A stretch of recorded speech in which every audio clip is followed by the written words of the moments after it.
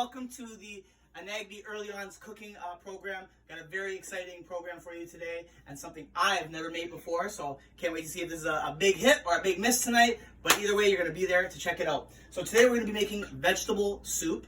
Sorry, your face is making faces? No, it's okay. fine. I fixed it. Okay, perfect. So we're going to go over some of the ingredients first off here. So we're going to come over here. This is already pre-chopped ginger. And then we have a little bit of lemongrass here.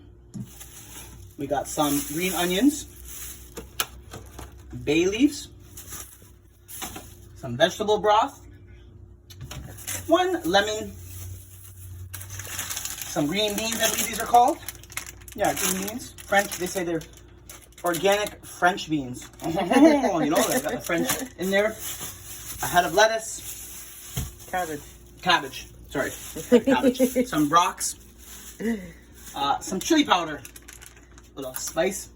Then we got some chopped up carrots here and some delicious chopped up onions. Ooh. Now the first thing we do when we're in the kitchen, boys and girls, is we always wash our hands. So we're gonna take some of this dish soap here. Oops, whoa, I put way too much. I put way too much there.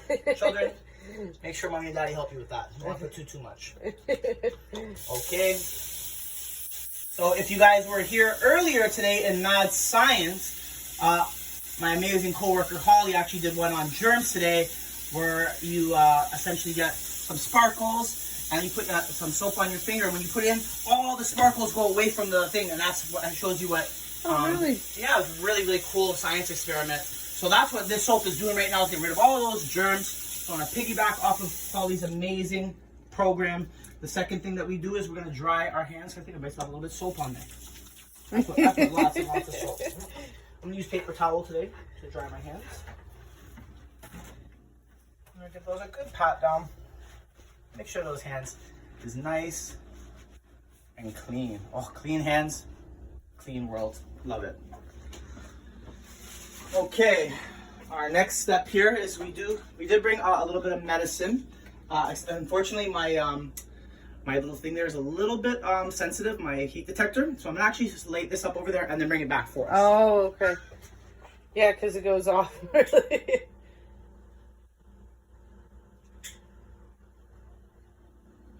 We got the door open, so it might not go off. All right, there we go. So this is our traditional medicine that we use every week to smudge our food. I'm thinking about switching up and maybe doing some sweetgrass next week to kind of bring that hair of Mother Earth in.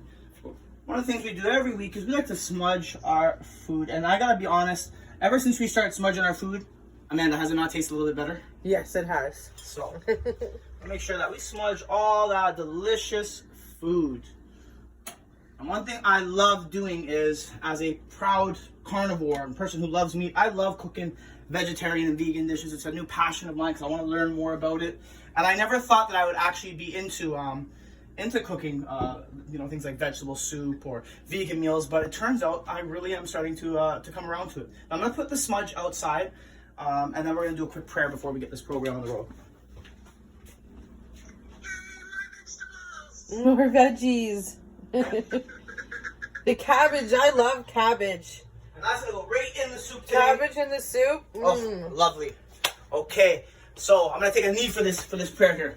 So I want to say that I want to give a big shout out. International Women's Day was either today or just passed. Is it today? Today. So I want to put a knee down for all of our murdered and missing Indigenous women out there, and just kind of take a quick moment of silence for them.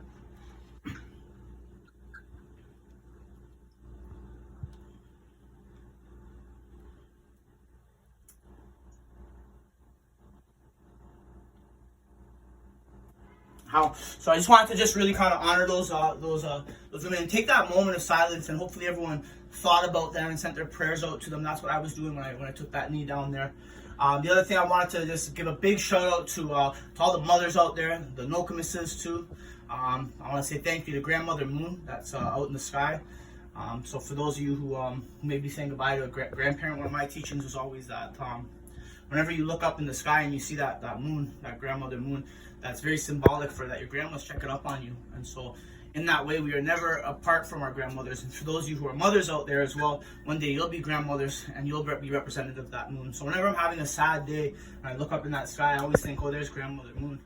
And that's my grandmother, my nanny coming and visiting me. Now, when the moon is full, that means she's really out there.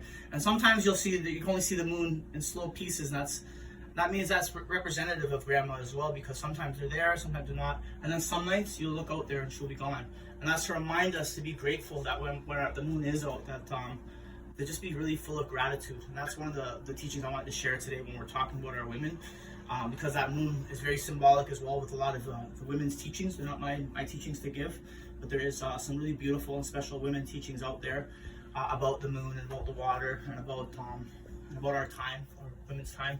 So I also just wanted to just really acknowledge Cynthia Bell for being, our executive director for this program and making everything happen.